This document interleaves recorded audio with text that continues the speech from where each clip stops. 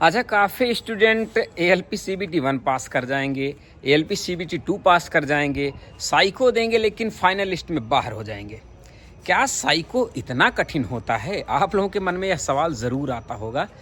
तो इस सवाल का जवाब इसी वीडियो में आज मैं आप लोगों को देने वाला हूं। आखिर क्यों डिस्क्वालीफाइड होते हैं स्टूडेंट फाइनल लिस्ट में, इसको समझने वाली बात है। वैसे आप भी ALP का एग्ज़ाम दिए हैं तो यह समझना बहुत ज़रूरी है, नहीं तो आप फिर से गलती कर देंगे यही चीज़। देखिए, जब ALP CBT 1 क्वालिफाइड करने के बाद ALP CBT 2 देते हैं तो CBT 2 में कुछ चीज़ें समझने वाली होती हैं। देखिए, CBT 2 में 2 पार्ट होते हैं, पार्ट ए पार्ट बी, इतना तो आपको पता ही होगा। पार्ट ए में जो है वह नॉन टेक्निकल होता है, जो 100 नंबर का होता है, जिससे फाइनल मेरिट बनती है। और पार्ट बी में जो है वह 75 नंबर का टेक्निकल पोर्शन होता है, जो सिर्फ पासिंग मार्क होता है, जिसमें आपका 26.25 नंबर लाना होता है। अब देखिए, जो ALP CBT 2 के लिए बच्चे क्वालिफाइड किए जाते हैं वह होते हैं 15 गुना।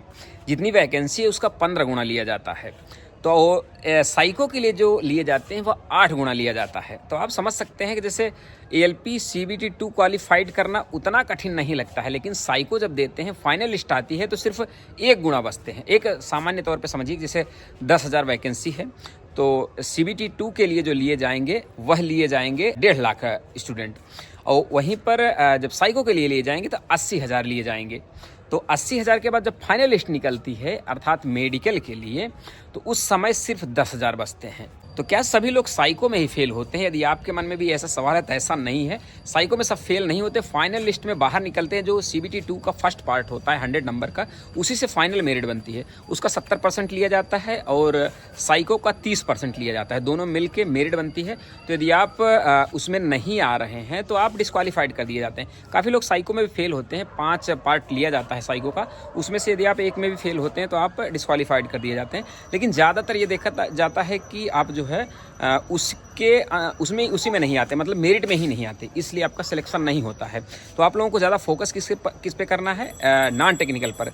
जो CBT 2 का पार्ट 1 है उस पर फोकस करना होता है, तभी आप क्वालिफाइड कर पाएंगे। उसमें रीजनिंग, मैथ और basic science and engineering drawing पूछा जाता है, तो इस पर आप लोगों को ज़्यादा फोकस करना पड़ेगा, तभी फाइनल लिस्ट में आ पाएंगे। लेकिन यदि आप सिर्फ ट्रेड पर ध्यान देंगे तो लास्ट में आप डिस्क्वालीफाइड हो जाएंगे। इतना ध्यान देने वाली बात है, तो ये गलती आप लोग मत करिएगा। बाकी साइको के लिए मैं आप लोगों को गाइड कर दूंगा, मैं वीडियो बना दूंगा। कोई भी समस्या होगी तो आप लोग कमेंट भी कर सकते हैं। जैसे ही CBT 2 होता है उसके बाद मैं आप लोगों को साइको भी पढ़ाने लगूंगा।